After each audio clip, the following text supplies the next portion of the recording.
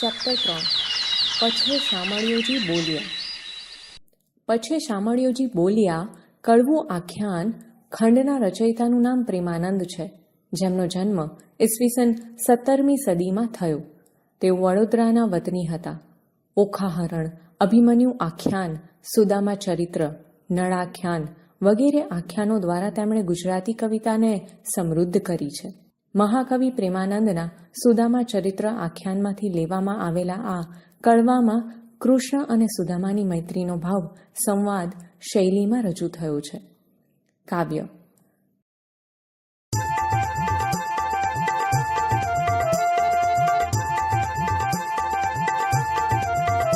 પછી શામળિયોજી બોલ્યા તને સાંભરે રે, હાજી નાનપણાનો ને મને કેમ વિસરે રે.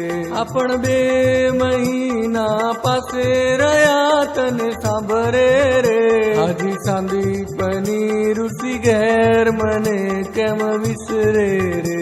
આપણ અન્ન ભિક્ષા માંગી લાવતા તને સાંભરે રે, મળી જમતા 3 ભાત મને કેમ વિસરે રે. આપણ સુતા એક સાથ રે તને સાંભરે રે, સુખ દુઃખની કરતા વાત મને કેમ વિસરે રે. પાછલી રાતના જાગતા તને સાંભરે રે, હાજી કરતા વેદની ધૂન મને કેમ વિસરે રે. ગુરુ આપણા જ્યારે ગામ ગયા તને સાંભરે રે, કોઈ એકને જાચવા મૂન મને કેમ વિસરે રે. ત્યારે કામ કયું ગોરાણીએ તને સાંભરે રે, લઈ આવો કહ્યું કાશ મને કેમ વિસરે રે. ખાધે કુહાડા દરિયા તને સાંભરે રે, ઘણું દૂર ગયા રણ છોડ મને કેમ વિસરે રે.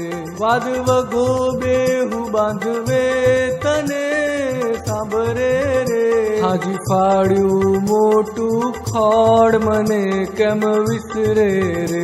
3 ભારા બાંધ્યા દોરડે તને સાંભરે રે, હાજી આવ્યા બારે મેહ મને કેમ વિસરે રે.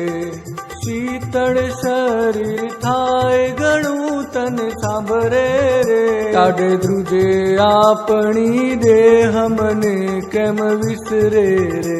નદીએ પૂર આવ્યા ઘણા તને સાંભરે રે, ધન વરસ્યો મુસળધાર મને કેમ વિસરે રે. પછી ગુરુજી શોધવાની સર્યા તને સાંભરે રે, કયું સ્ત્રીને તે કીધો કેર મને કેમ વિસરે રે.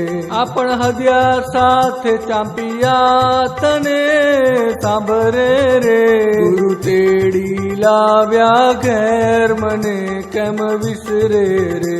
આપણ તે દાહડાના જુજવા તને સાંભરે રે, ફરીને મળ્યા જ મને કેમ વિસરે રે. સમો પાસમ વિદ્યા શીખતા તને સાંભરે રે, હું મોટો કીધો મહારાજ મને કેમ વિસરે રે. વલણ. મહારાજ લાજ નિજ દાસની વધારો છો શ્રી હરિ, પછી દારિદ્ર્ય ખોવા દાસનું સોમ દ્રષ્ટિ શ્યામે કરી. સમજૂતી. પહેલી પંક્તિ.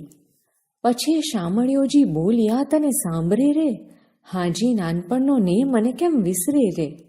આ પંક્તિમાં કવિ કહે છે કે પછી શામળિયાજીએ કહ્યું કે શું તને યાદ આવે છે? તો સુદામા કહે છે, હા કેમ નહીં, નાનપણનો પ્રેમ હું કેવી રીતે ભૂલી જાઉં. બીજી પંક્તિ. આ પણ 2 મહિના પાસે રહ્યા તને સાંભરે રે, હાજી સાંદીપની ઋષિને ઘેર મને કેમ વિસરે રે. આ પંક્તિમાં કહે છે કે આપણે 2 મહિના સુધી સાથે રહ્યા હતા, તે તને યાદ આવે છે? હાજી સાંદીપની ઋષિને ઘેર હું કેમ ભૂલી જાઉં. ત્રીજી પંક્તિ. આ પણ અન્ન ભિક્ષા માગી લાવતા તને સાંભળે રે? મળી જમતા ત્રણે ભ્રાત મને કેમ વિસરે રે? આ પંક્તિમાં કવિ કહે છે કે આપણે સાથે મળીને અન્નની ભિક્ષા માગી લાવતા, તને યાદ છે? ત્રણેય ભાઈ સાથે મળીને જમતા, હું તે કેવી રીતે ભૂલી જાઉં? ચોથી પંક્તિ, આ પણ સૂતા એક સાથે તને સાંભળે રે? સુખ દુઃખની કરતા વાત મને કેમ વિસરે રે? આ પંક્તિમાં કવિ કહે છે કે શું તને યાદ છે આપણે એક સાથે જ સૂતા હતા?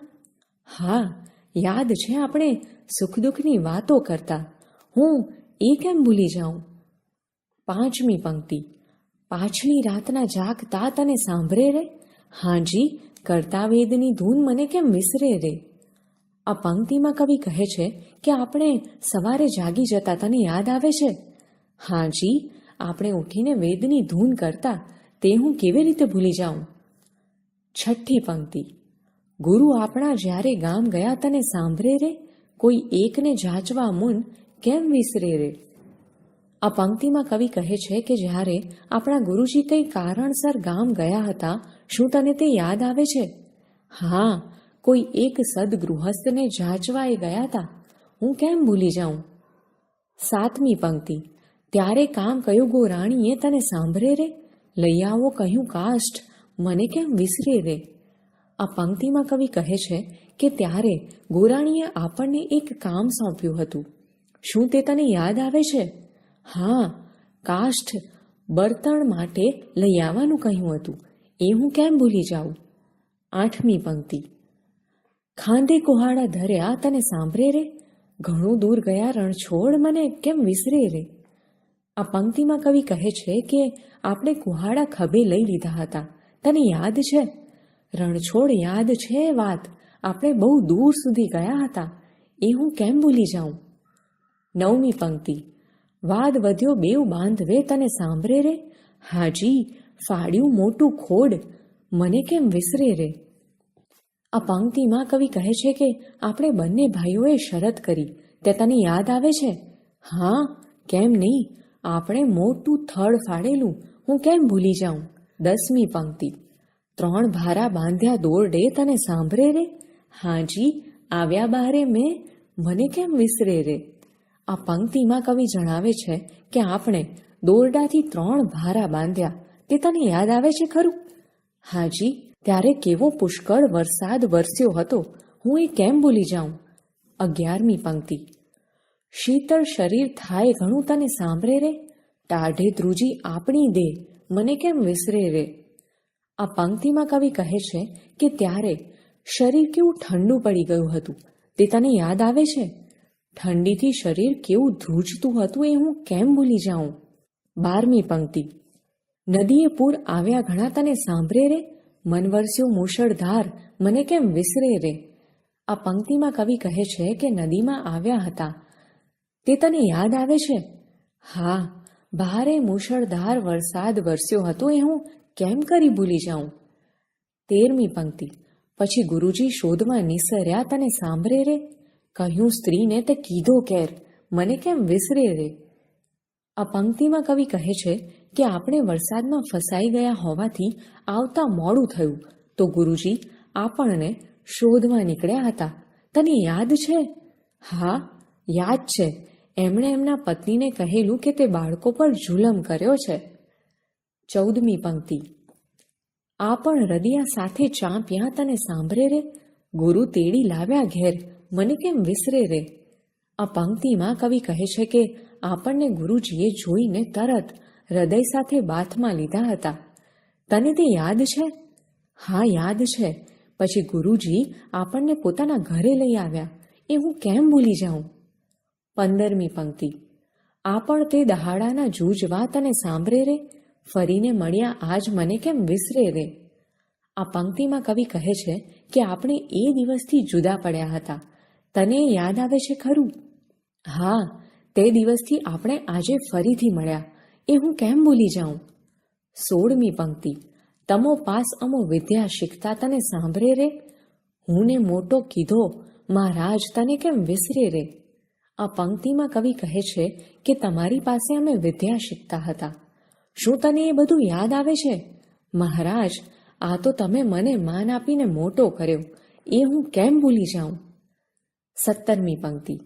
મહારાજ લાજ નીજ દાસની વધારો છો શ્રીહરિ, પછી દારિદ્ર ખોવા દાસનું સોમ દ્રષ્ટિ શ્યામે કરી. આ પંક્તિમાં કવિ કહે છે કે મહારાજ તમે તમારા સેવકનું માન સન્માન વધારો છો શ્રીહરિ. પછી સેવકની ગરીબાઈ દૂર કરવા કૃષ્ણે એના પર અમી દ્રષ્ટિ કરી.